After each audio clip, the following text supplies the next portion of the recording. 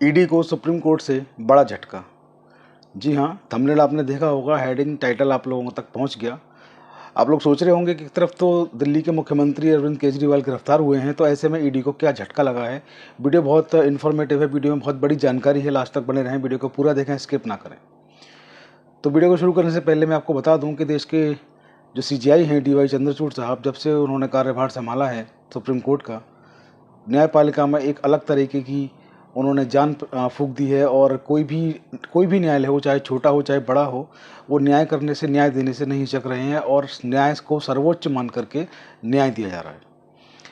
और ऐसे में जब लोकसभा के चुनाव की तिथियां घोषित हो चुकी हैं, चुनाव बहुत नज़दीक हैं, चुनाव में बहुत कम समय बचा है, ऐसे में जब ईडी की कार्रवाइयाँ लगातार चल रही हैं, ईडी जो है झारखंड की बात करें तो वहाँ जो पूर्व मुख्यमंत्री थे हेमंत सोरेन, उनको जेल भेज दिया। और अभी वर्तमान में दिल्ली के वर्तमान मुख्यमंत्री को मुख्यमंत्री रहते हुए ईडी ने गिरफ्तार करके जेल भेज दिया।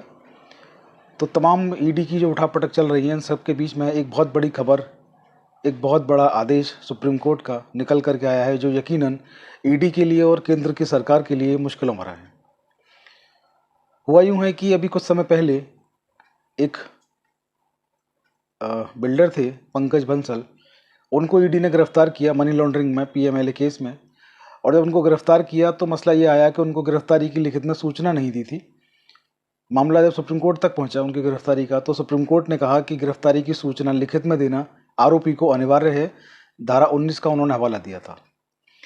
तो इसको लेकर के केंद्र की सरकार जो थी, सुप्रीम कोर्ट में रिव्यू पिटीशन में गई, पुनः विचार याचिका उन्होंने दाखिल की। और जब पुनः विचार याचिका, रिव्यू पिटीशन उन्होंने दाखिल किया, तो इस रिव्यू पिटीशन को सुनने वाले सुप्रीम कोर्ट के जस्टिस बोपन्ना और जस्टिस पीवी संजय की खंडपीठ ने इस याचिका को सुना, इस याचिका पर सुनवाई की। इस याचिका पर सुनवाई करने के पश्चात इन दोनों जजेस की खंडपीठ ने जो कहा वो चौंकाने वाला था। इन दोनों का जो आदेश था वो निश्चित रूप से राहत भरा है आम जनता के लिए, और निश्चित रूप से मुश्किल भरा है ईडी के लिए और केंद्र की सरकार के लिए। इन्होंने कहा कि याचिका का अध्ययन करने के बाद इस याचिका पर पुनः विचार करने की आवश्यकता प्रतीत नहीं होती।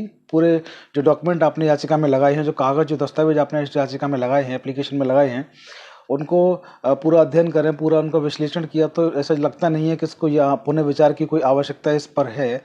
सुप्रीम कोर्ट ने ये भी कहा कि धारा 19 जो है पीएमएलए की, गिरफ्तारी का अधिकार आपको देती है, और साथ ही आरोपी को गिरफ्तारी की सूचना देना भी इसमें निहित है, सूचना भी उसको दी जानी चाहिए। और आरोपी को गिरफ्तारी की सूचना देना उसका संवैधानिक अधिकार भी है। इंडिया का जो कॉन्स्टिट्यूशन है उसका फंडामेंटल राइट भी कहता है, जो आर्टिकल 21 है, right to life and liberty, वो कहता है कि गिरफ्तार व्यक्ति को सूचना, उसकी गिरफ्तारी की, क्यों आपको उसको गिरफ्तार कर रहे हैं, सूचना देना भी अनिवार्य है। तो ये केस जो है, ये केस रिव्यू पिटीशन जो है वो भारत संघ वर्सेस पंकज बंसल के नाम से है। और सुप्रीम कोर्ट ने इसमें जो कहा है, बहुत महत्वपूर्ण उसमें बात कही सुप्रीम कोर्ट ने। और ऐसे में जबकि दिल्ली के मुख्यमंत्री जो हैं, 9 बार उनको समन होता है, 9 बार समन के बाद वो कोर्ट में पेश होते हैं और फिर वो हाई कोर्ट तक जाते हैं।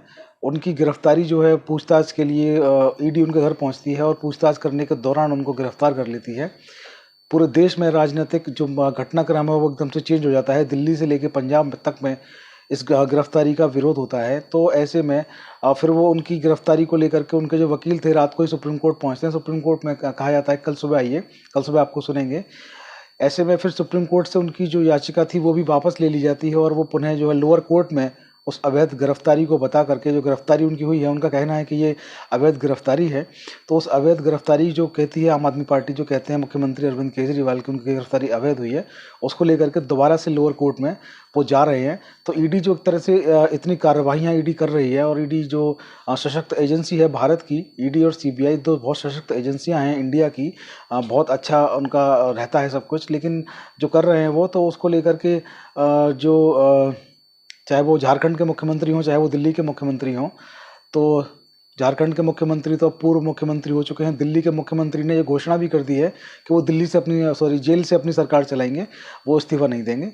तो अब दिल्ली की जो सरकार है वो जेल से चलने वाली है। मुख्यमंत्री ने ये घोषणा भी कर दी है, गिरफ्तारी को अवैध बताया, अवैध गिरफ्तारी को लेकर के वो सुप्रीम कोर्ट तक गए, फिर वापस लोअर कोर्ट तक आए। इतना घटनाक्रम चल ही रहा था।